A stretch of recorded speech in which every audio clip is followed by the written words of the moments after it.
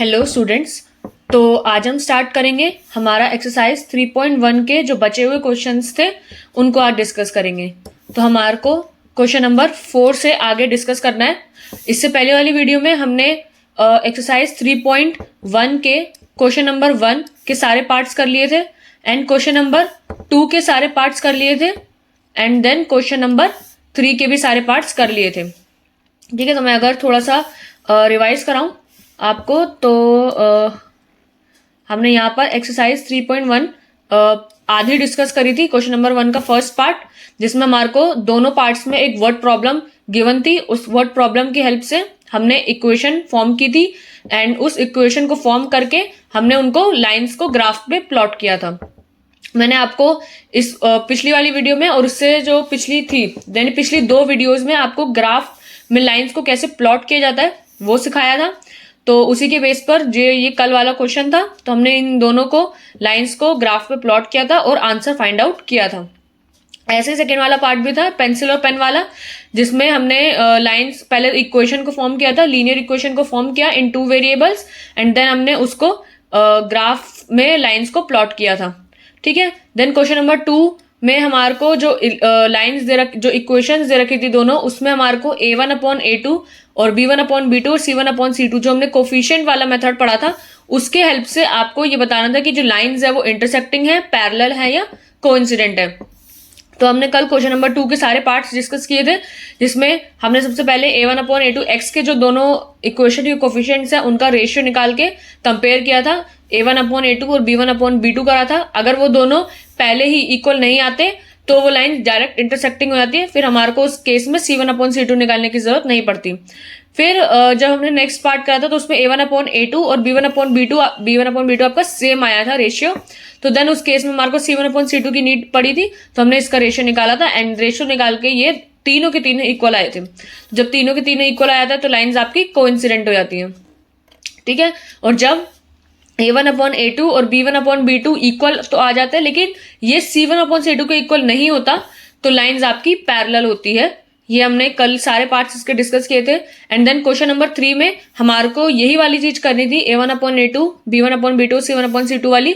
बस इसमें हमारे को क्या बताना था कि ये जो सॉल्यूशन है वो कंसिस्टेंट होगा या इनकंसिस्टेंट होगा।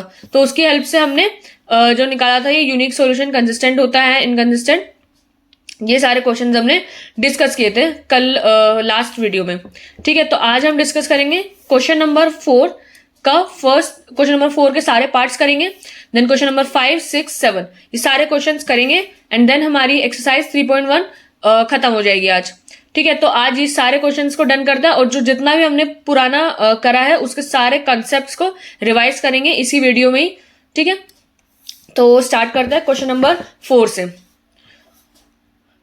ठीक है, तो क्वेश्चन नंबर 4 क्या है, which of the following pairs of linear equations are consistent और इनकंसिस्टेंट। तो देखो वही वाला क्वेश्चन है जैसा हमने करा पिछले वाला, तो हमें बस इनमें यही बताना है कि पेयर जो है ये इक्वेशंस के जो दोनों पेयर दे रखे हैं, एक पेयर दे रखा है तो ये बताना है कि कंसिस्टेंट है या इनकंसिस्टेंट है। और अगर कंसिस्टेंट होते हैं, कंसिस्टेंट कब कब होंगे, कंसिस्टेंट आपके जब होंगे जब आपका आंसर क्या आएगा, एक यूनिक सॉल्यूशन,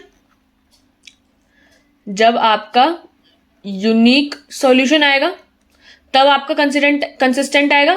और दूसरा जब आपका इनफाइनाइटली मेनी सॉल्यूशन होगा तब आपको निकालना नहीं है बट आपको बताना है कि ये जो लाइन है वो कौन सी होगी, इनफाइनाइटली मेनी सॉल्यूशन की होगी या पैरेलल की होगी। पैरेलल में तो ये इनकंसिस्टेंट के केस में आ जाएगा तो उसमें तो आपको सॉल्यूशन निकालने की जरूरत, सॉल्यूशन उसमें निकलेगा ही नहीं पैरेलल लाइंस में। और इनफिनिटली मेनी सॉल्यूशन में भी आपका सॉल्यूशन नहीं निकलेंगे क्योंकि इसमें बहुत सारे होंगे तो आपका यूनिक सॉल्यूशन मेनली जो होगा उसका आपको सॉल्यूशन निकालना होगा।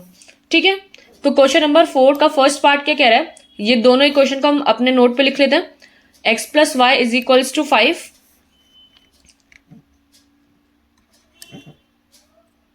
x + y = 5 एंड दूसरा हमारे को दे रखा है 2x + 2y = 10।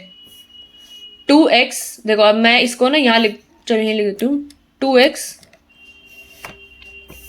ये थोड़ा सा 1 minute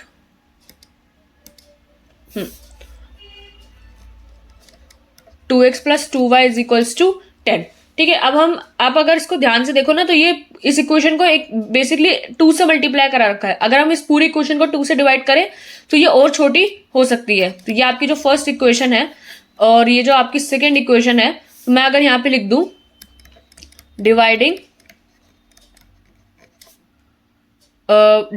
bye 2, dividing second equation from 2, dividing second equation with 2 on both sides, तो क्या होगा आपका, तो ये 2x plus 2y is equals to 10। यहाँ पे दोनों साइड LHS और RHS दोनों साइड अगर आप 2 से डिवाइड करोगे तो बात इक्वल पड़ेगी। ऐसा नहीं करना कि सिर्फ एक साइड से ही डिवाइड कर दिया, या अगर हम मल्टीप्लाई करते हैं कभी तो एक साइड से कर दिया। आपको जो करना है वो दोनों साइड से करना होगा, तभी वो दोनों चीजें बैलेंस्ड होगी। ठीक है, तो अगर आप यहाँ पर 2 से इसको डिवाइड करोगे तो ये हो जाएगा 5, और अगर आप 2 को इससे डिवाइड करोगे और इससे डिवाइड करोगे, ये 2x प्लस 2y ऊपर जो है न्यूमरेटर में दोनों है, तो 2 दोनों से डिवाइड होगा। ठीक है, यहाँ पर अगर ऐसे दिया हुआ है 2x plus 2y divide by 2, तो इसका मतलब ये नहीं है कि ये किसी एक से डिवाइड होगा। इसको आप अगर तो और भी ब्रेक करके लिखोगे तो 2x अपॉन में 2 प्लस 2y अपॉन में 2, इसका मतलब ये होता है। फिर आप इसको ब्रेक करोगे तो ये हो जाएगा x प्लस ये हो जाएगा y। ठीक है, तो हमने इसको ब्रेक करके लिख लिया x प्लस वाई। अब आप ध्यान से देखो, ये सेकेंड इक्वेशन और फर्स्ट इक्वेशन दोनों की दोनों सेम है। ठीक है, अब ये जब दोनों की दोनों सेम होगी तो जब आप इनको बनाओगे तो ये एक ही लाइन पे ओवरलैप करेंगे, क्योंकि इक्वेशन सेम है। जबकि क्वेश्चन में आपको ऐसे करके दिया हुआ था 2x plus 2y is equals to 10। आप चाहते हो तो डायरेक्ट भी इनके पॉइंट्स निकाल सकते हो, जैसे मैंने आपको पहले इन क्वेश्चन में सिखाया है कि जैसे ये वाला है, जैसे इन क्वेश्चन में हमने डायरेक्ट 2 इक्वेशन थी, हमने इसके x और y वाली टेबल बना के 2 पॉइंट्स निकाल के आपने लाइंस ड्रॉ कर ली थी। यहाँ पर अगर आप यहाँ पर x plus y is equals to 5 को अलग लेते और 2x plus 2y is equals to 10 को अलग लेकर इनके पॉइंट्स निकालते, तो जब आप बनाते तो ये जो दोनों लाइन्स थी ना, ये ऐसे बनती कुछ। फॉर एग्जाम्पल ये पॉइंट्स, एक लाइन आपकी कुछ ऐसे बन रही है, तो ये जो दूसरी लाइन होती वो भी इसके ऊपर ही बनती, क्योंकि दोनों लाइन की इक्वेशन सेम है। यहाँ पे जस्ट इन्होंने ट्रिक क्या करी है, अगर x plus y is equals to 5 है, इन्होंने दूसरी इक्वेशन को इस पूरी इक्वेशन को 2 से मल्टीप्लाई करके आपको एक नई दूसरी इक्वेशन बनाकर दे दी, which is 2x plus 2y is equals to 10। ठीक है, इन्होंने ये वाली इक्वेशन को ऐसे फॉर्म करके दे रखा था आपको जस्ट, लेकिन हमको दिख रहा है अगर आपको कभी पेपर में ना दिखे, हालांकि आपको अगर पेपर में नहीं दिखता तो आपको ये दोनों पॉइंट्स आप इसमें लाइन बनाओगे तो थोड़ा टाइम वेस्ट होगा आपका, बट यहाँ पर अगर आप ये देख पाते हो कि 2x plus 2y is equals to 10, तो इसमें 2 2 2 3 तो सारा कॉमन है, तो अगर आप 2 बाहर निकाल लो तो ये बचेगा x plus y is equals to 5। ठीक है, तो अब हमारी दोनों इक्वेशन सेम है, तो यानी दोनों लाइंस क्या होंगी, ओवरलैपिंग बनेंगी, कोइंसिडेंट बनेंगी। तो और जो कोइंसिडेंट लाइंस होती है वो कौन सी होती है, डिपेंडेंट होती है और कंसिस्टेंट होती है, बट उनका आंसर नहीं आता। ठीक है, तो आप लिखोगे so from this we can see that both the equations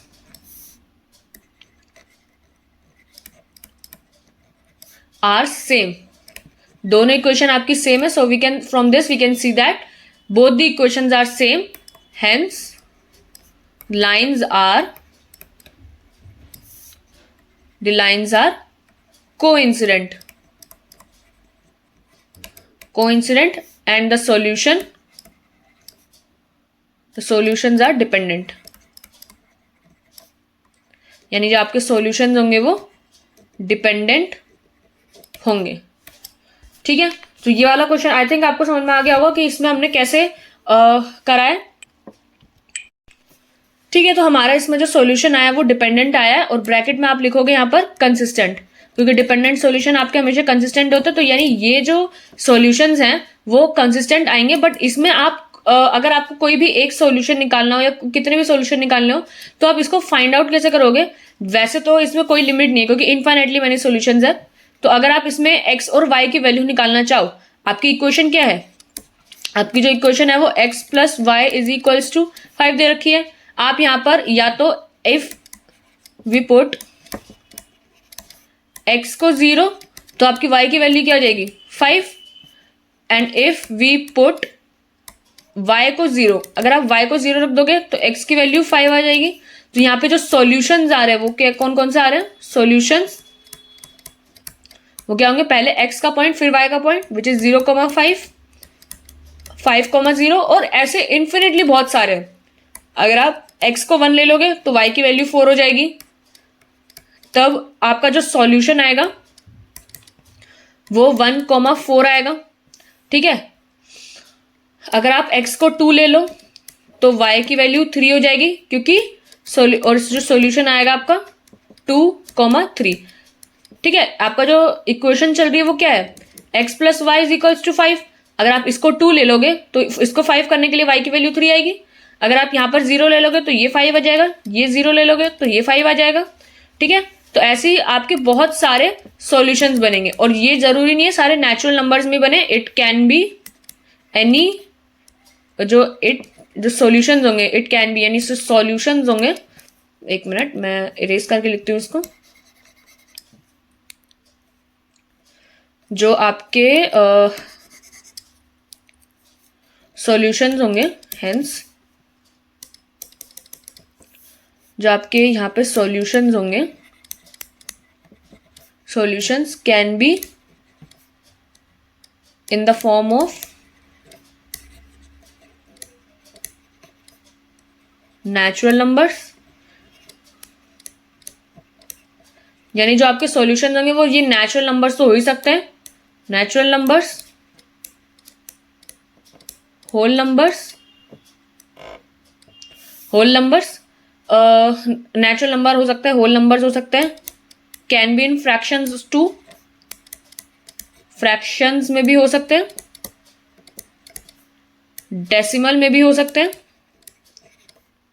and integers भी हो सकते हैं। ठीक है, ये लाइन वैसे आपको पेपर में लिखने की जरूरत नहीं है, चाहो तो लिख सकते हो, ये मैंने आपको समझाने के लिए लिखी है लाइन कि जो यहाँ पे सॉल्यूशंस है, अभी यहाँ पे मैंने जैसे 0,5 लिखा, 5,0 लिखा, 1,4 लिखा, यहाँ पे पॉइंट में भी हो सकते हैं। अगर मैं यहाँ पे पॉइंट में लिखूं कुछ, तो x की वैल्यू अगर 2.5 होगी तो y की वैल्यू भी 2.5 होगी, क्योंकि 2.5 प्लस 2.5 इज इक्वल्स टू 5। ठीक है, तो आपकी यहाँ पे जो वैल्यूज हो सकती है सॉल्यूशंस की वो इंटीजर्स भी हो सकती है, यानी इंटीजर्स में कौन से आएंगे पॉजिटिव और नेगेटिव, सारे पॉजिटिव या नेगेटिव सारे के सारे नंबर्स, नेचुरल नंबर्स और होल नंबर्स आपके सारे के सारे पॉजिटिव ही होंगे, फ्रैक्शंस जो नंबर होंगे वो आपके p/q फॉर्म में होंगे, और डेसिमल तो आपके 0 पॉइंट समथिंग में या 1 कुछ भी पॉइंट्स में होंगे। ठीक है, तो आपके यहाँ पे काफी सारे सॉल्यूशन आएंगे, कोई एक सॉल्यूशन नहीं आएगा। ठीक है, तो हमारा इसी के साथ क्वेश्चन नंबर 4 का फर्स्ट पार्ट डन होता है। अब हम यहाँ पे डिस्कस करेंगे सेकंड पार्ट को। तो सेकंड पार्ट देखते हैं। ये तो हो ही गया हमारा, ये इरेज कर देते हैं ये वाली चीज।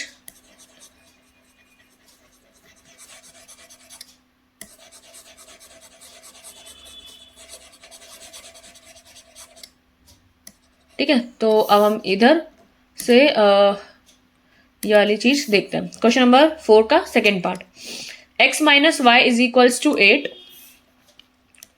x minus y is equals to 8, और है फिर 3x minus 3y is equals to 16, 3x minus 3y is equals to 16। अब देखो, अब यहाँ पर अगर हम देखें तो यहाँ पर तो 3 कॉमन है, बट 16 में कोई 3 कॉमन नहीं है, तो आप इसको 3 से डिवाइड नहीं कर सकते, यानी आपकी ये जो इक्वेशन है ये ऑलरेडी इन लोएस्ट फॉर्म में है। आपको इसको और ब्रेक करके या कुछ करके करोगे तो उसमें कुछ कॉमन नहीं है, यहाँ पे 3 ही कॉमन है और यहाँ पे 3 कॉमन नहीं है। LHS में 3 कॉमन है बट RHS में 3 कॉमन नहीं है। ठीक है, तो अब आपको इसको प्लॉट ही करना होगा और देखना होगा कि ये लाइंस जो होंगी वो कंसिस्टेंट होंगी इनकंसिस्टेंट होंगी। अच्छा ठीक है, प्लॉट करने से पहले ग्राफ, जब आप ग्राफ बनाते हो तो ग्राफ बनाने से पहले आप इसका रेशियो से चेक करो। Start checking from the ratios. अगर आपके रेशियोज यानी कोफिशिएंट मेथड, जो आपका कोफिशिएंट मेथड मैंने आपको सिखाया है, आपको उससे इसको चेक करना होगा। क्यों, अगर मान लो इसका जो ये है फॉर एग्जाम्पल यहाँ पे हम समझ लेते हैं, अगर हमने इसको मान लो दोनों की इक्वेशन लिख दी हमने, x minus y is equals to 8 और 3x minus 3y is equals to 16। हम चाहे तो यहाँ पर टेबल भी बना सकते हैं x और y की और 2 पॉइंट्स निकाल सकते हैं।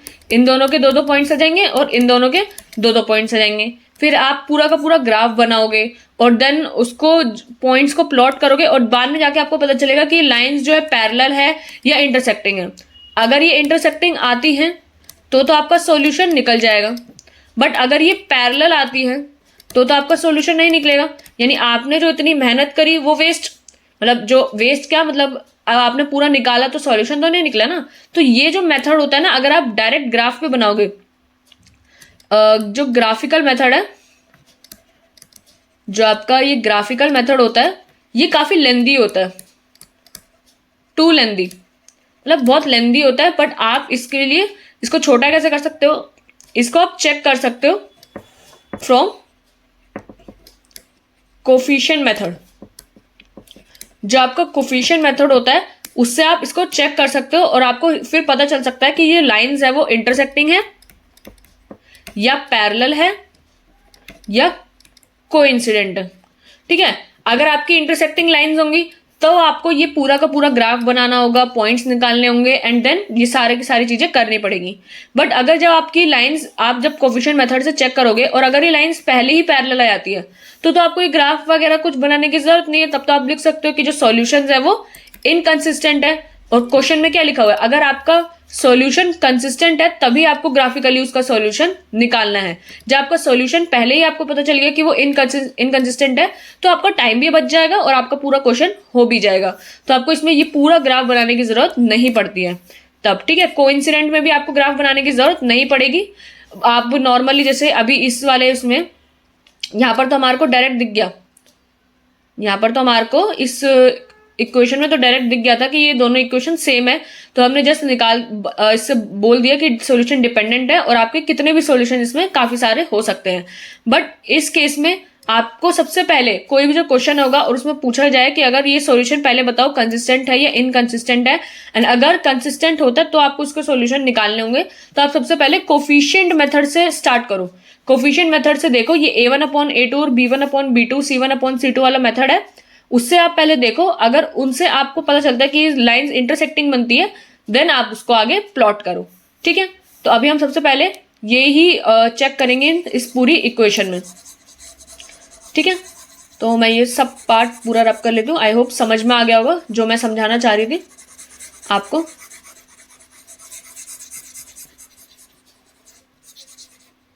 ठीक है, अब हम स्टार्ट करते हैं सॉल्यूशन से। ठीक है, एक सेकेंड, मैं एक चीज करके आती हूँ, जस्ट 1 सेकेंड। ओके, ठीक है, तो हम स्टार्ट करते हैं अब सेकंड पार्ट के सॉल्यूशन को।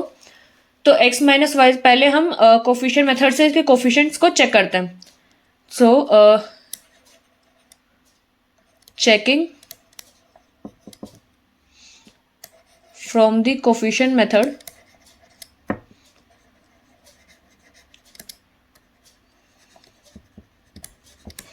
ठीक है, तो आप अगर a1/a2 करो इसका विच इज 1/3, ठीक है, और अगर आप b1/b2 करो विच इज -1/3, ठीक है, तो ये क्या आ रहा है 1/3 1/3 इक्वल आ रहा है।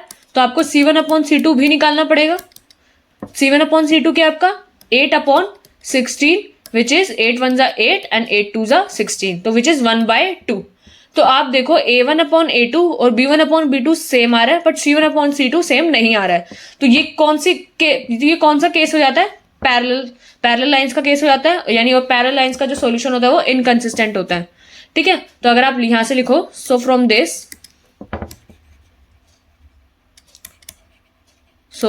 This we can see that क्या कि a1/a2 is equal to b1/b2 but not equal to c1/c2. So hence the lines are parallel. Lines are parallel to each other, यानी दोनों लाइंस एक दूसरे से क्या है, पैरेलल है, तो यानी जो सॉल्यूशन है आपके वो इनकंसिस्टेंट है. So this means solutions are inconsistent. जो आपके सॉल्यूशंस है वो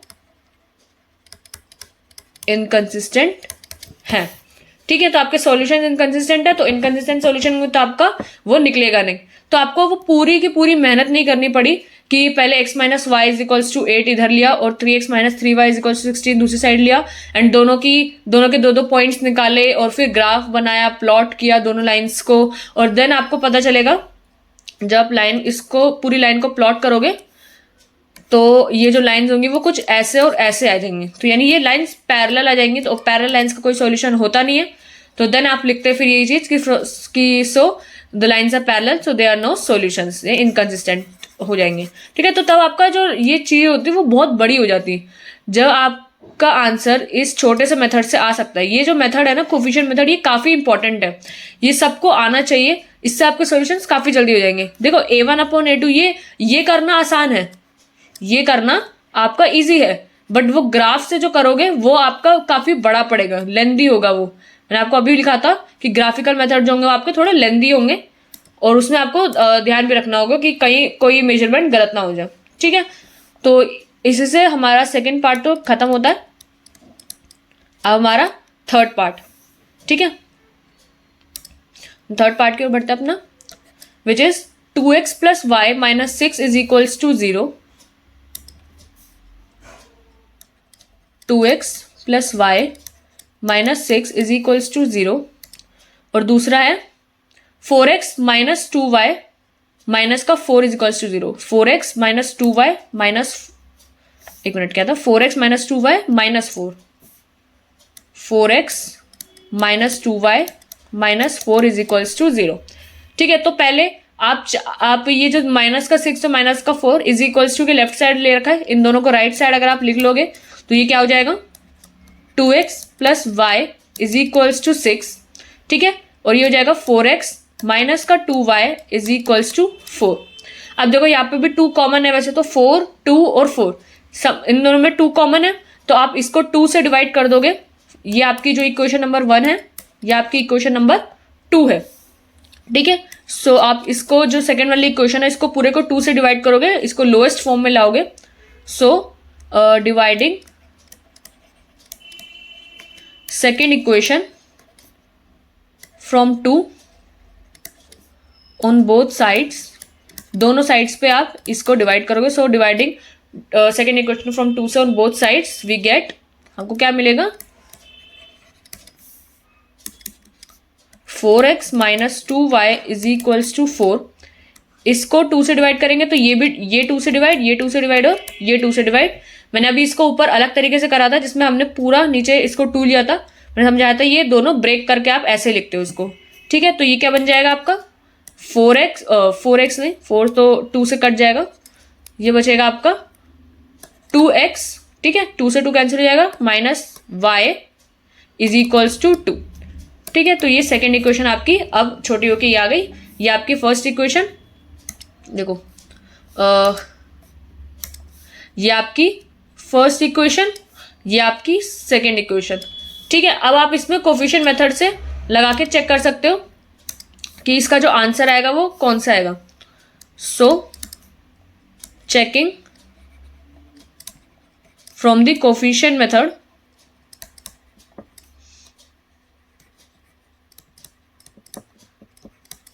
फ्रॉम दी कोफिशिएंट मेथड, अगर हम इसको कोफिशिएंट मेथड से चेक करें तो आपका a1/a2 is equals to what, आपका a1/a2 में 2x और 2x है, तो यानी 2/2 which is 1, and b1/b2 is equals to 1/ minus का 1 विच इज माइनस का 1. ठीक है, तो आपका a1/a2 तो 1 है और b1/b2 माइनस का 1 है. So from this we can see कि a1/a2 और b1/b2 आपका इक्वल नहीं है. So from this we can say that, so from this we can see that a1 upon a2 is not equal to b1 upon b2. So the lines are intersecting. Lines intersecting होगी और the lines have unique solution. have unique लिख लो, consistent लिख लो, हमसे consistent पूछा हुआ है तो हम कंसिस्टेंट लिख लेते हैं. Lines have consistent solution. अब वो सॉल्यूशन कौन सा होगा? ठीक है, अब वो सॉल्यूशन कौन सा होगा? Which is 2x plus y is equals to 6 and 2x minus y is equals to 2. अब देखो, इसको निकालने के लिए आपको ग्राफ बनाना पड़ेगा. ठीक है, अभी फिलहाल हम इसका ग्राफ बनाकर देखेंगे क्योंकि अभी हमने दो मेथड जो हैं आपके सब्स्टिट्यूशन और एलिमिनेशन मेथड पढ़े नहीं है. देखो थोड़ी सी स्पेस. हाँ, अभी हमको इसका ग्राफ बनाना पड़ेगा. ग्राफिकल मेथड ही अभी तो हमने ग्राफिकल मेथड सीखा है, बट ये मेथड काफी लेंदी होता है तो ये काफी प्रेफरेबल होता नहीं है. लोग इसको जनरली यूज नहीं करते क्योंकि ये थोड़ा बड़ा पड़ता है. अभी तक हमने सब्स्टिट्यूशन मेथड पढ़ा नहीं है, जो कि इससे ज्यादा अच्छा है वैसे. और उसके बाद हम पढ़ेंगे जो एलिमिनेशन मेथड. ये सबसे अच्छा है, मतलब ये ज्यादा अच्छा है. लोग सबसे ज्यादा इसको यूज करते हैं, देन सेकंड नंबर पे इसको यूज करा जाता है और इसको तो मतलब यूज ही नहीं किया जाता. काफी कम है अगर उसको कोई यूज करे ग्राफिकल मेथड को. बाकी अभी हमने फिलहाल तो ग्राफिकल मेथड ही पढ़ा है तो हमें इसी को यूज करना पड़ेगा सॉल्यूशन निकालने के लिए. बाकी नेक्स्ट वीडियो में जब हम कल पढ़ेंगे तो सब्स्टिट्यूशन मेथड पढ़ेंगे और इसकी हेल्प से मैं आपको बताऊंगी कि कैसे आप बिना ग्राफ बनाए फटाफट से आंसर इसमें निकाल सकते हो. बट अभी तो हमको ग्राफिकल मेथड बनाना होगा तो अभी हम वो करते हैं. ठीक है, तो मैं यहाँ पर दोनों इक्वेशन लिख लेती हूँ. पहले तो कौन कौन सी है? 2x plus y is equals to 6. 2x plus y is equals to 6 और एक है 2x minus y is equals to 2. ठीक है, तो हम सबसे पहले ये दोनों की ग्राफ बना लेते हैं.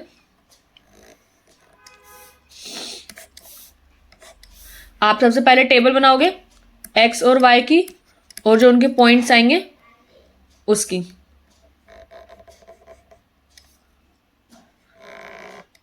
तो एक मिनट,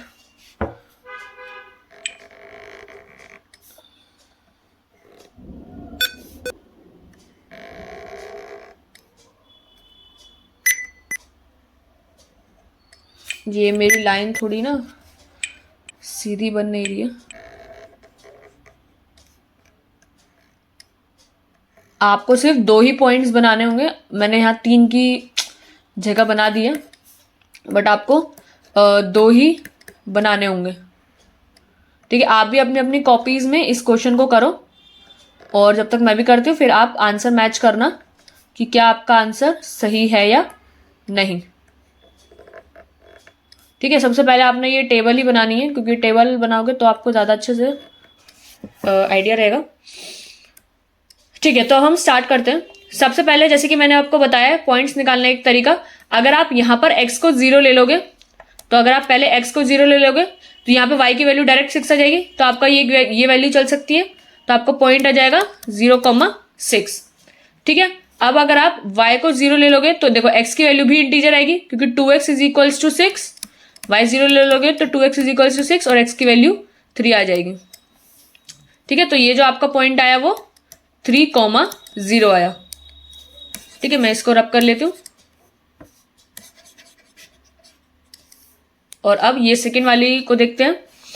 तो अगर हम यहाँ पे भी सबसे पहले x को 0 ले लेंगे तो अगर ये x पूरा 0 हो जाएगा तो ये पूरा 2x 0 हो जाएगा एंड माइनस का y इज इक्वल्स टू 2 बचेगा जिसमें y की वैल्यू माइनस का 2 आ जाएगा. तो पॉइंट हो जाएगा आपका 0, माइनस का 2. ठीक है, अब यहाँ पर y को 0 ले लोगे तो आपका y का 0 हो जाएगा तो ये हो जाएगा 2x इज इक्वल्स टू 2 और x की वैल्यू 1. तो आपका पॉइंट आ जाएगा 1,0.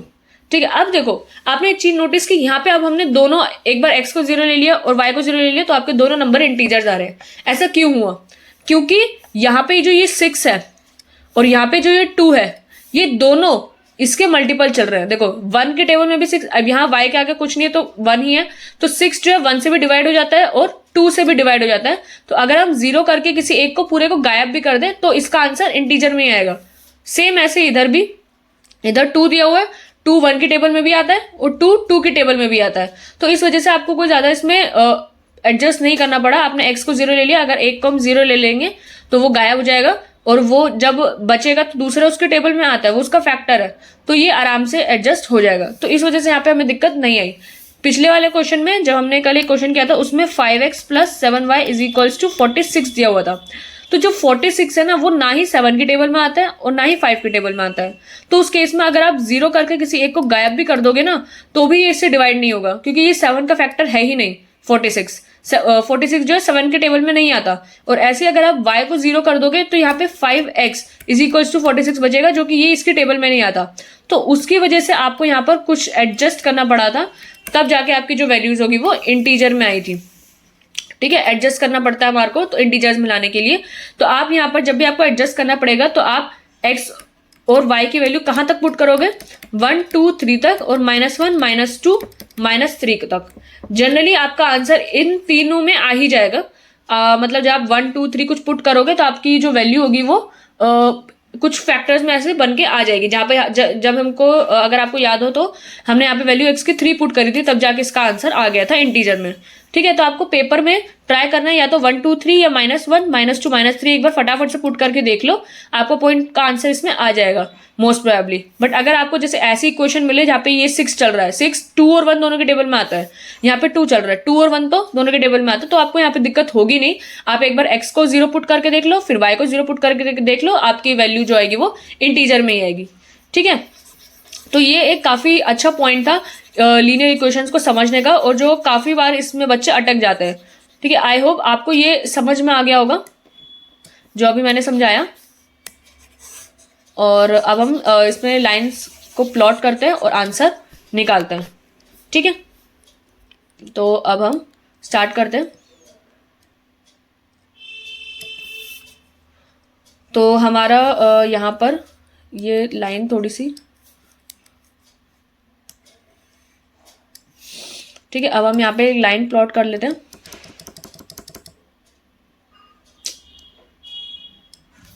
यहाँ पर मैं एक ग्राफ यहाँ पे लाइन बना लेती हूँ।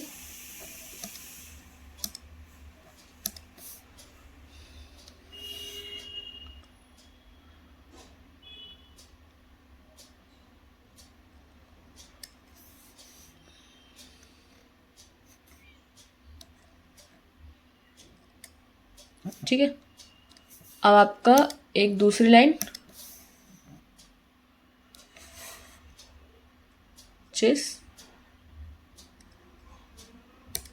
दिस। ठीक है, ये यहाँ से, ठीक है, अब आपको आप यहाँ पे पुट करोगे, ये आपका y एक्सिस है, ये आपका y डैश है, ये आपका x और ये आपका x डैश। यहाँ पे आप पुट करोगे, प्लॉट करोगे पॉइंट्स को 1 2 3 4 5, 1 2 3 4 5 एंड यहाँ पे -1 -2 -3 -4 और -5, -2 -3 -4 वो -5 हो जाएगा। यहाँ पे आप प्लॉट करोगे 1 2 3 4 5 6 एंड यहाँ पे -1 -2 -3 -4 -5 एंड -6। ठीक है, तो आप यहाँ पे प्लॉट करोगे पॉइंट्स को 5 6 और यहाँ पे -1 -2 -3 -4 -5 और -6। ठीक है, अब आप पॉइंट्स क्या क्या है आपके 0,6, तो x पे 0 और y पे 6 विच इज दिस। फिर आपका 3,0 यानी x पे 3 और y पे 0 विच इज दिस। ठीक है, तो आपका एक जो लाइन आई है वो तो ये वाली आई है जो यहां से जाएगी पास होके,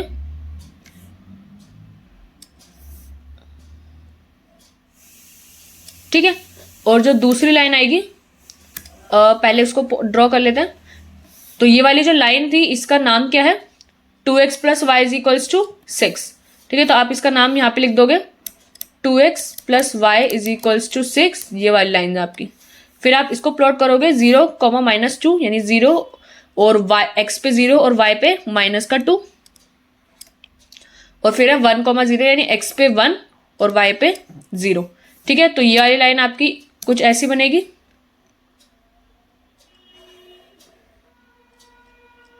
ये लाइन जो है आपकी ऐसी, ठीक है, ऐसी बनेगी आपकी। और ये वाली लाइन का नाम क्या है? 2x minus y is equals to 2। ये वाली जो लाइन है वो आपकी 2x minus y is equals to 2 है, ठीक है। अब आपका जो इंटरसेक्टिंग पॉइंट है वो क्या है? ये वाला। तो यहाँ पे जो ये 2 आ रहा है और यहाँ पे ये 2 आ रहा है, ठीक है। तो यानी आपका जो लाइन का सॉल्यूशन होगा, यानी जो आपका यूनिक सॉल्यूशन होगा वो 2,2 है। So from this we can see that 2,2 is the solution of given pair of equation, given pair of equation। यानी जो आपकी इक्वेशन का जो सॉल्यूशन है वो 2,2 यानी x की वैल्यू 2 और y की value 2 is the answer for this question, ठीक है। हमने इसको प्लॉट करके देख लिया। अब आपका जो लास्ट पार्ट है वो करके देख लेते हैं, इस फोर्थ क्वेश्चन का last part, which is 2x minus 2y। ये -2 को हम इधर जाके लिख लेंगे और ऐसी -5 को उधर जाके लिख लेंगे। तो 2x minus 2y is equals to 2, 2x minus 2y is equals to 2, 2x minus 2y is equals to 2 आपकी फर्स्ट इक्वेशन दे रखी है। और आपकी सेकेंड इक्वेशन दे रखी है 4x minus 4y is equals to 5, ठीक है। तो सेकेंड इक्वेशन जो है आपकी 4x minus 4y is equals to 5, ठीक है। ये आपकी फर्स्ट इक्वेशन और ये आपकी सेकेंड इक्वेशन दे रखी है। 2x minus 2y is equals to 2 and 4x minus 4y is equals to 5। अब आपको देखो, इसको भी आप फर्स्ट इक्वेशन को 2 से डिवाइड कर दोगे तो इस पूरी इक्वेशन को अगर आप 2 से डिवाइड कर दो, मैं यहाँ पर लिख ही देती हूँ वर्ड्स में ताकि आपको कंफ्यूजन ना हो। डिवाइडिंग, या अगर आप चाहो तो डिवाइड करके भी क्यों ही करना है, मतलब आप पहले इसको कंपेयर करो कोफिशिएंट से। सो फ्रॉम पहले कोफिशिएंट कंपेयर करो, ठीक है। तो so from checking the coefficient method,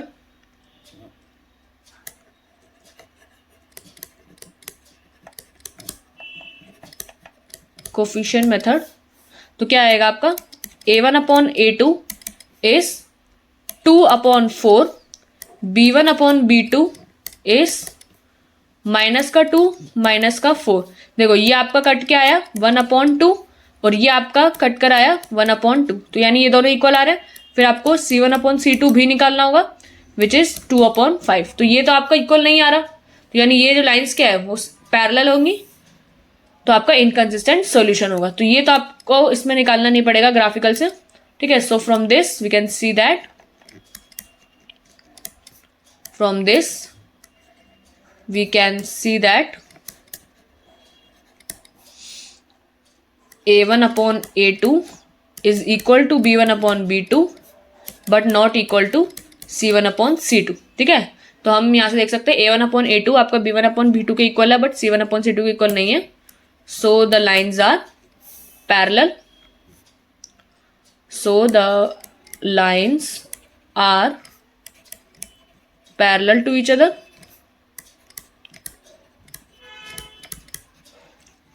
and has inconsistent solution. यानी आपके जो सॉल्यूशन होंगे वो इनकंसिस्टेंट होंगे, ठीक है। सो आई होप ये आपको क्लियर हो गया होगा ये वाली चीज। तो अब आपका क्वेश्चन नंबर 5 देखते हैं। 5 में क्या कह रहा है, half the perimeter of a rectangular garden whose length is this 4 more than its width is 36 metre. तो डायमेंशन आपको निकालना है। तो देखो ये भी आपका लीनियर इक्वेशन इन 2 वेरिएबल्स का है।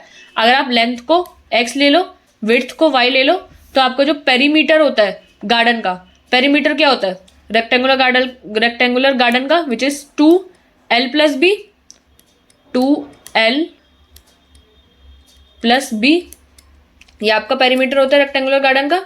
तो उसी की फॉर्म में आपको इक्वेशन दे रखी है, बस जस्ट आपको पुट करना है और आंसर निकालना है, ठीक है, तो क्वेश्चन नंबर 5 आपको दे रखा है। अगर हम ले लें लेंथ को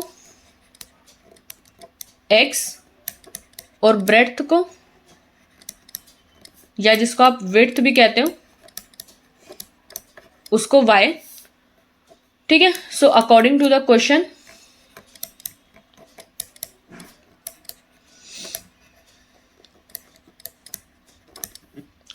अकॉर्डिंग टू द क्वेश्चन आपको क्वेश्चन में क्या दिया हुआ है, half the perimeter of a rectangular garden this is 36 metre. तो हाफ, पहले तो पेरीमीटर लिखो। पेरीमीटर क्या होता है, 2 लेंथ प्लस ब्रेड्थ। पेरीमीटर क्या होता है, perimeter of rectangle is 2 length plus breadth. हमने यहाँ पर लेंथ को x माना है, ब्रेड्थ को y माना है, which is 2x plus y, which is 2x plus 2y। ठीक है, ये आपको पेरीमीटर दे रखा है रेक्टेंगुलर गार्डन का, विच इज 36 मीटर। ठीक है, ये आपको पेरीमीटर दे रखा है आपको। ठीक है, अगर हम इसको पूरे को डिवाइड कर दे 2 से, क्योंकि 2 कॉमन आ रहा है, so dividing from 2 on both sides, दोनों साइड्स पे 2 से डिवाइड कर देंगे तो हमको क्या मिलेगा, x plus y is equals to 18। ये आपकी फर्स्ट इक्वेशन आई। और सेकेंड इक्वेशन आपको इसमें दी हुई है क्वेश्चन में कि length is 4 metre more than its width, यानी जो आपकी लेंथ है वो 4 ज्यादा है विड्थ से। यानी जो आपकी लेंथ है, यानी आपकी जो x है वो 4 ज्यादा है, यानी ये ज्यादा है, तो अगर हम विड्थ में यानी y में 4 ऐड कर दे तो ये इसके बराबर आ जाएगी। ठीक है, तो अगर आप इसको लिखो x minus y is equals to 4, ये आपकी सेकेंड इक्वेशन आ जाती है। ठीक है, वहां पे क्या बोला है कि लेंथ आपकी 4 मीटर ज्यादा है विड्थ से, तो आपकी विड्थ में अगर 4 ऐड कर दे तो इसके बराबर आ जाएगा। तो x is equals to y plus 4 and x minus y is equals to 4। ठीक है, अब ये दोनों इक्वेशन आ गई। आपको लेंथ और ब्रेड्थ निकालनी, find the dimension of the garden. आपको इसकी लेंथ और ब्रेड्थ निकालनी होगी, तो यानी इसका सोल्यूशन तो यूनिक होगा। आपको दोनों के पॉइंट्स निकालने हैं और प्लॉट करना होगा, और देन आपका आंसर आएगा। ठीक है, तो आपको लाइंस प्लॉट करनी होगी इसमें। x plus y is equals to 18 and x minus y is equals to 4। आप यहाँ पे दो पॉइंट्स निकालोगे x माइनस वाई के, और इधर भी आप x और y के पॉइंट्स निकालोगे। ठीक है, एक अच्छी सी टेबल बना लेना पेपर में। अब मैं पूरी वो टेबल नहीं बना रही। तो आप एक बार x को 0 रख दोगे तो y की वैल्यू 18 आ जाएगी, और y को 0 रख दोगे तो x की वैल्यू 18 हो जाएगी। अब देखो, आप 18 बनाओगे ग्राफ में तो थोड़ा लेंदी पड़ेगा। आप इसको 9 करके भी ले सकते हो, तो 9 प्लस 9 18 हो जाएगा आपका, x भी 9 और y भी 9। ठीक है, तो आपका जो पॉइंट आएगा वो आएगा 9,9 9,9 ऐसे भी ले सकते हो। या फिर अगर आप इसको 9 अगर आप इसको 7 ले लोगे या 7 ले लोगे तो ये पे क्या बचेगा, 11 बचेगा। तो ये तो 11 और उसमें नहीं आएगा। आप इसको कोई ऐसा नंबर लो जो आप प्लॉट कर दो। तो अगर हम 3 के गैप में भी लेंगे, अगर 9 लेंगे तो 3 के गैप में ना लेकर इवन के गैप में लेते हैं, 2 के गैप में, तो आपका ज़्यादा सही आएगा। ठीक है, तो आप इसको 10 और 8 भी ले सकते हो। ठीक है, और इसको 8 और 10 भी ले सकते हो, बात वही पड़ेगी 10,8 और 8,10। ठीक है, आप यहाँ पर x और x माइनस वाई में अगर इसको 0 ले लोगे तो ये y की वैल्यू माइनस का 4 आ जाएगा। ठीक है, x को 0 लोगे तो y की वैल्यू -4, और अगर y को 0 ले लोगे तो x की वैल्यू 4। तो ये पॉइंट आएगा 0,-4, और ये पॉइंट आएगा आपका 4,0 का। ठीक है, आप यहाँ पे ग्राफ बनाओगे फिर से।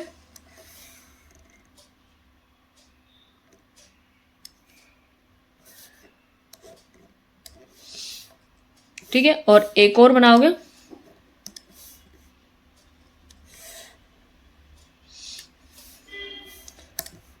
यहाँ पे प्लॉट करोगे 2 के गैप में, तो आपका 10 तक आ जाएगा। 2 1 2 3 4 5 एंड 1 2 3 4 5।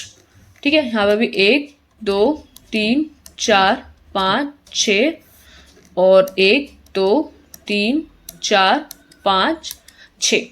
ठीक है, तो यहाँ पे आप लोगे 2 4 6 8 10 और यहाँ पे माइनस का 2 माइनस का 4 माइनस का 6 माइनस का 8 और माइनस का 10। ठीक है, अब आप यहाँ पे भी 2 का गैप लोगे क्योंकि एक्स एक्सिस में 2 का गैप है, तो आपका y फिर सही नहीं बनेगा अगर आप यहाँ पे y का गैप 1 में लोगे तो आप यहाँ पे भी 2 4 6 8 10 एंड माइनस का 2 माइनस का 4 माइनस का 6 माइनस का 8 एंड माइनस का 10। ठीक है, आप यहाँ पे लाइंस प्लॉट करोगे विच इज 10,8 x पे 10 और y पे x पे 10 और y पे 8, तो x पे 10 और y पे 8 आपका आएगा यहाँ पर।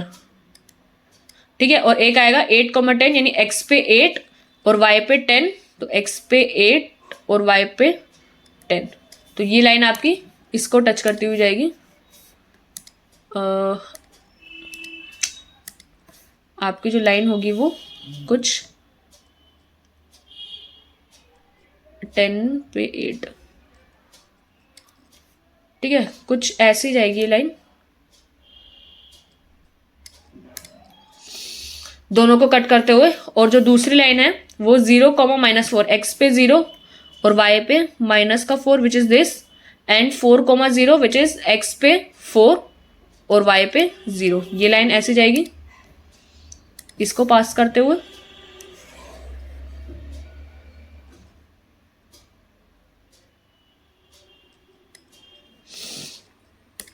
ठीक है, तो आपका जो पॉइंट आ रहा है कॉमन पॉइंट वो ये आ रहा है जैसे कि आप इसमें देख सकते हो। ठीक है, ठीक है, तो आपका ये आपका जो पॉइंट है वो इंटरसेक्शन का यहाँ पे आ गया। दोनों लाइंस का नाम लिख दोगे आप, जो दोनों लाइंस का नाम है वो x + y = 18, ये वाली जो लाइन थी मेरे ख्याल से ये वाली हमने फर्स्ट बनाई थी, एंड x + y = 18 ये वाली लाइन है, और ये वाली लाइन आपकी x - y = 4 वाली लाइन है। ठीक है, तो आपका जो इंटरसेक्शन पॉइंट है वो 10 पे है और 8 पे है। 10 और 8 पे आपका आंसर है, तो यानी यहाँ पर x की वैल्यू आपकी 10 है और y की वैल्यू आपकी 8 है।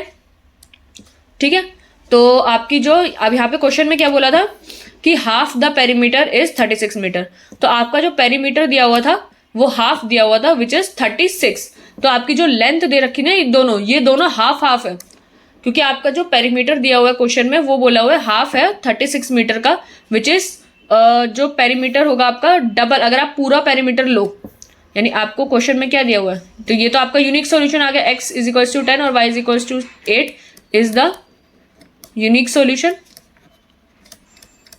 ये आपका सॉल्यूशन है। अब इन क्वेश्चन में आपको दिया हुआ है कि हाफ पेरीमीटर इज 36 मीटर, आपका जो पेरीमीटर हाफ है वो 36 है, तो फुल पेरीमीटर कितना हो जाएगा, फुल पेरीमीटर जो है वो आपका इसका डबल हो जाएगा which is 2 6 = 12 and 2 3 = 6 and 7 72 metre आपका फुल पैरामीटर हो जाएगा। ठीक है, तो आपकी जो ये लेंथ आई है और ये जो ब्रेड्थ आई है ये भी हाफ हाफ है, यानी आपके जो क्वेश्चन में ये लेंथ आई है विच इज x = 10 और जो ब्रेड्थ आई है विच इज y = 8, ये दोनों हाफ के अकॉर्डिंग आई है, क्योंकि हमारा पूरा क्वेश्चन ही हाफ के ऊपर बेस्ड था, यानी जो आपका पेरीमीटर था ना ये आपका हाफ के ऊपर बेस्ड था। जब आप इसका आंसर निकालोगे हाफ में तो आपको फुल वाली लेंथ चाहिए होगी, तो हाफ अगर ये x है जो 10 है वो हाफ है तो फुल लेंथ क्या होगी 20 मीटर, और अगर आपकी हाफ 8 है तो फुल लेंथ क्या होगी 16 मीटर, तो ये आपके दोनों आंसर आ जाएंगे। ठीक है, आंसर फॉर दिस क्वेश्चन। तो आई होप ये समझ में आ गया होगा।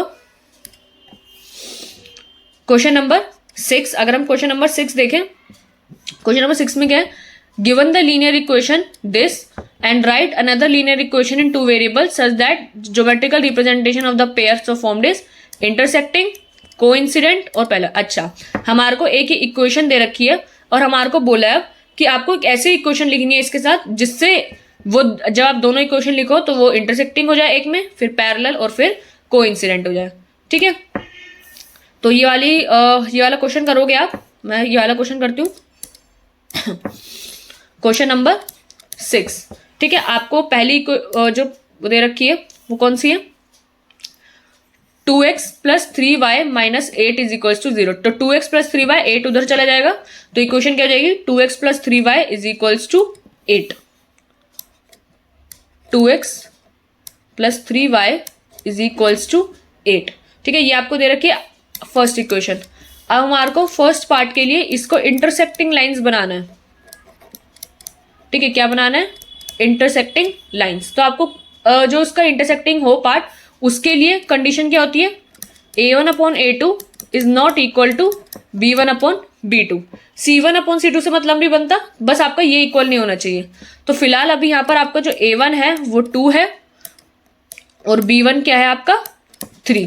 तो आप कुछ ऐसा कर दो, a1 अपॉन a2 का जो रेशियो हो, ठीक है, वो फॉर एग्जाम्पल अगर हम यहाँ पर 4 ले लेते हैं या 3 ले लेते हैं, तो आपका b1 अपॉन b2 अगर हम 2 ले लेंगे तो ये तो सेम नहीं आएगा ना, तो ये तो आपका कुछ भी आए तो आपका फर्क नहीं पड़ता। 2 अपॉन 3 और 3 अपॉन 2 इक्वल तो होता नहीं है। तो आपकी एक इक्वेशन ऐसे बन जाएगी कि जहां पर a1 अपॉन a2 और b1 अपॉन b2 ये इक्वल नहीं है, तो आपकी जो सेकेंड इक्वेशन होगी, सेकेंड इक्वेशन कैन बिकम, आपकी नीचे 3 है तो नीचे आप ले लो 3x ऊपर और b उसमें 2 है, 3x plus 2y is equals to, यहाँ पे आप कोई सा भी नंबर ले लो, 7 या एनी नंबर, k ले लेते हैं हम यहाँ पर, k is any real number, कोई भी यहाँ पर k की वैल्यू हो सकती है। बट आपका जो a1 अपॉन a2 है वो b1 अपॉन b2 तो कभी इक्वल आएगा नहीं, तो आपकी सेकेंड इक्वेशन की फॉर्म ये हो सकती है।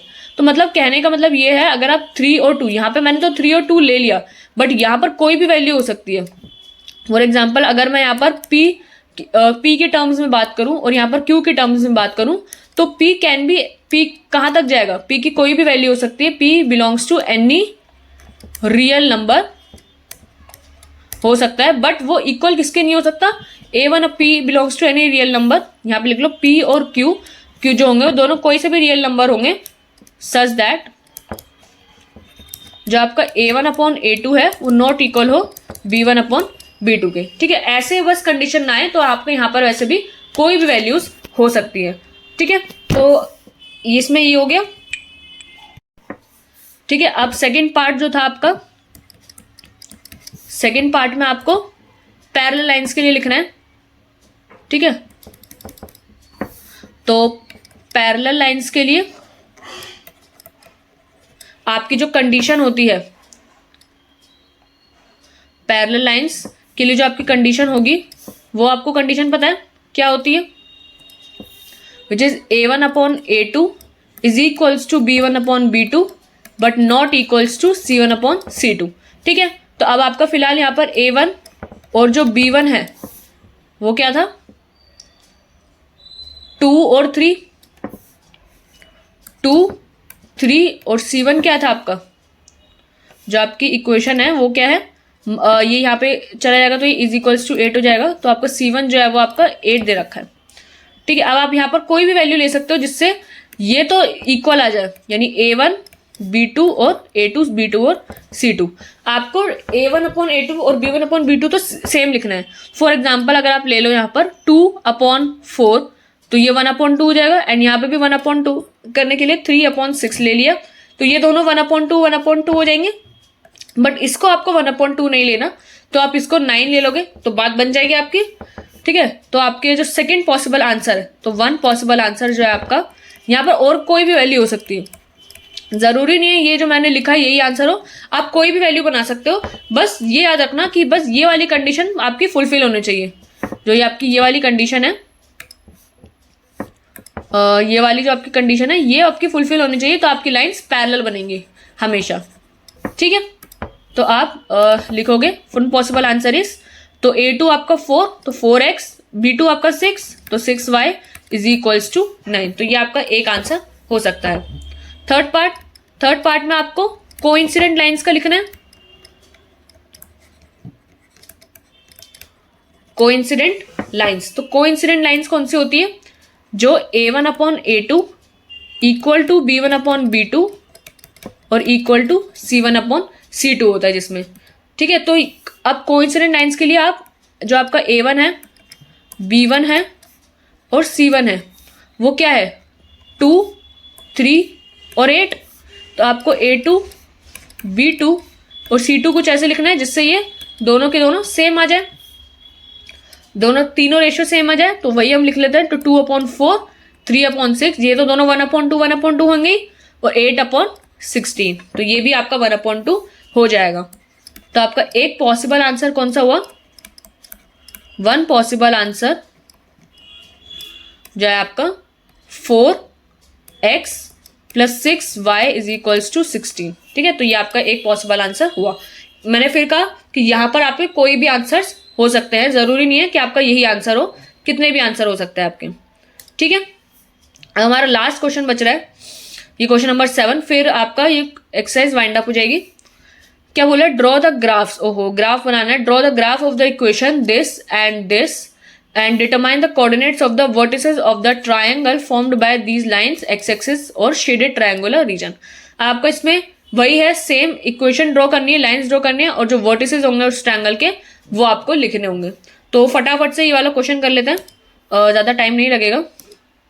तो मैं फटाफट से ये वाला क्वेश्चन आपको करके दिखाती हूँ। क्वेश्चन नंबर 7 क्या है आपका? x - y + 1 = 0। तो x - y + 1 उधर जाके -1 हो जाएगा, और जो दूसरा होगा which is 3x + 2y = 12। 3x + 2y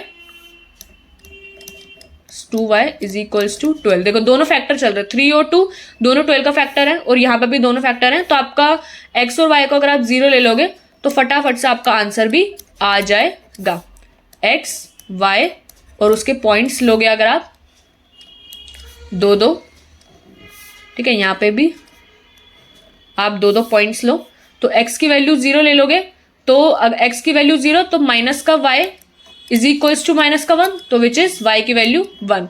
तो आपका पॉइंट क्या आ गया? 0,1। आप y को 0 ले लोगे तो x की वैल्यू डायरेक्ट -1, तो ये एक पॉइंट आ गया आपका -1,0। ठीक है, अब यहाँ पे भी सेम ऐसे ही करोगे। x को अगर आपने 0 ले लिया तो ये पूरा 0, तो 2y = 12 में y की वैल्यू 6, तो आपका पॉइंट आ जाएगा 0,6। फिर आप y को 0 ले लोगे तो ये पूरा 0, तो 3 4 = 12, तो x की वैल्यू 4, तो आपका पॉइंट आ जाएगा 4,0। ठीक है, तो आप फटाफट से इसकी एक लाइन बना लोगे।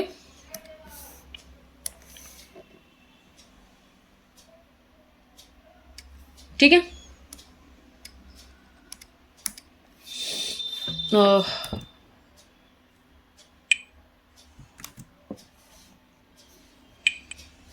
क्या ड्रॉ हो गया?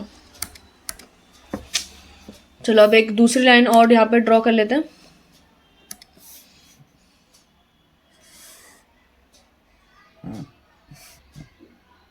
क्या लाइन बन रही है ये?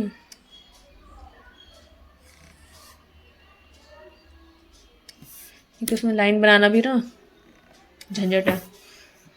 ठीक है, तो ये आपका 0 और आपके जो पॉइंट्स है वो 6 और 4 तक है, तो यानी आपका y एक्सिस 6 तक है। तो ये 1 2 3 4 यानी -1 -2 -3 -4 इज 1 2 3 4 यानी -1 -2 -3 एंड -4। ठीक है, ये 1 2 3 4 5 और ये y का 6 तक जा रहा है, तो 6 तक हम यहाँ बना लेते हैं, थोड़ा छोटा पड़ गया है। 1 2 3 4 5 6 एंड ये आपका -1 -2 -3 -4 -5, ये आपका -1 -2 -3 -4 एंड -5। ठीक है, तो फर्स्ट लाइन जो है आपकी 0,1 है, यानी x पे 0 और y पे 1 विच इज दिस, एंड आपका नेक्स्ट पॉइंट है -1,0 यानी x पे -1 और उस पे 0 यानी ये वाला पॉइंट। तो ये जो वाली आपकी लाइन बनेगी, ये जो है वो कुछ इस टाइप की बनेगी। ठीक है, तो इस लाइन का नाम लिखते हैं बाद में, पहले इसको प्लॉट करते हैं। 0,6 x पे 0 y पे 6 विच इज दिस, और x पे 4 ये 4,0 x पे 4 और y पे 0 विच इज दिस। तो ये वाली लाइन आप प्लॉट करते हो इस पे, तो ये लाइन कुछ इस प्रकार बनेगी। ठीक है, तो ये वाली लाइन का नाम क्या है आपका? x - y = -1, और ये वाली लाइन का नाम क्या है आपका? 3x + 2y = 12। ठीक है, ये आपका शेडेड रीजन आएगा, ये आपका ट्रायंगल जो बना है ये वो आएगा। A बी पार्ट यहाँ है ये वाला पॉइंट और सी आपका ये वाला पॉइंट है। तो आज जो आपका शेडेड रीजन है वो ये है, ठीक है। ये मैं जो शेड कर रही हूँ ना, ये आपका शेडेड रीजन होगा, ठीक है। ये जो मैंने शेड किया है ये आपका शेडेड रीजन है। और आपके जो इसके वर्टिसेस होंगे वो एक बार लिख लोगे आप, ठीक है। तो जो आपके शेडेड रीजन आपने निकाल लिए इसके, ये आपका शेडेड रीजन है। तो triangle ABC is the shaded region of the given pair of equation, ठीक है। ये हमने निकाल लिया। क्वेश्चन में क्या पूछा था हमसे, डिटरमाइन दी कोऑर्डिनेट्स। अच्छा, जो ट्रायंगल बना है उसके वर्टिसेस के कोऑर्डिनेट्स लिखने होंगे हमारे को। तो आपके ए, बी और सी के क्या क्या पॉइंट्स हैं। ए जो है आपका पॉइंट वो है 2, एक्स पे 2 बन रहा है ये, और वाई पे 3 बन रहा है। तो एक्स पे 2 और वाई पे 3। बी वाला पॉइंट बी है यहाँ पर, ठीक है, वो है -1 पे। तो एक्स पे -1 है और वाई पे 0। और ये वाला सी पॉइंट जो है एक्स पे 4 है और वाई पे 0। तो these are the vertices of the triangle. These are the